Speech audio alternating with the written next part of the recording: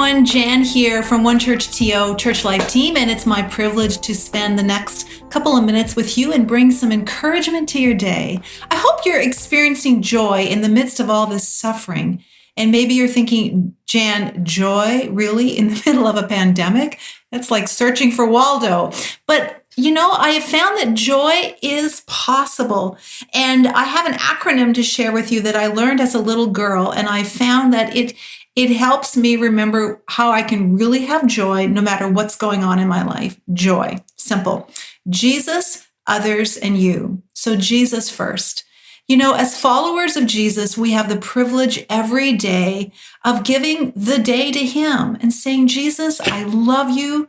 I trust you with the day that's in front of me. And I want to live today for you. I live for an audience of one. I want the smile of your pleasure on what I say and what I do. Everything. You're first. I give this day to you. And when you do that, it tempers your day. It sets the tone. And, let me give you an example of how it can happen. We're all living in close quarters these days. We bump into each other and guaranteed someone's going to say or do something that's going to tick you off and you're going to get annoyed and you want to let them have it. But because it's Jesus first, Jesus, I live for you. I live for your pleasure. Help me with this.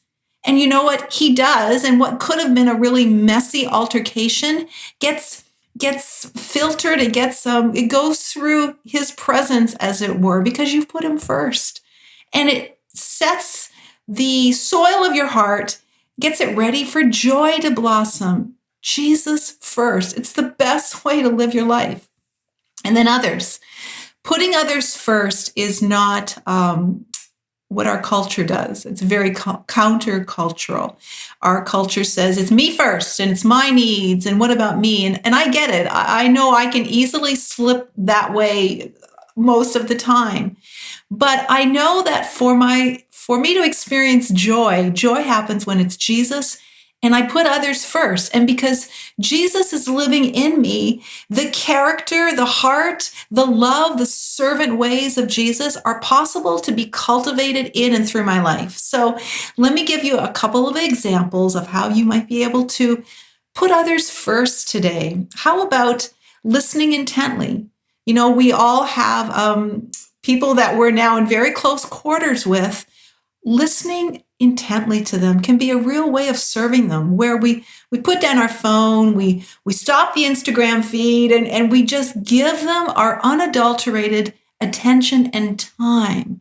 I live in GTA, and most of the time it's a busy, fast-paced life, and I have all my days neatly divided and who gets what and when. But now we've got this gift of time. So give it to someone. Spend time, whether that's a video chat, whether you get on your phone, whether it's someone you're living with, and you just put everything aside and say, hey, how's it really going with you? What's going on? A gift of time. It's a way of serving people. And here's something else that will speak volumes to almost everybody. When we do something really kind, an act of servanthood, an act of kindness. Let me give you an example. Laundry. You walk past the laundry room door and it's like a hurricane landed in there. Like, where did that all come? And you're thinking, it's my turn to do laundry. Who's going to do the laundry? And would they hurry up and do it? But because it's Jesus first, and then I'm living for others, you do all the laundry.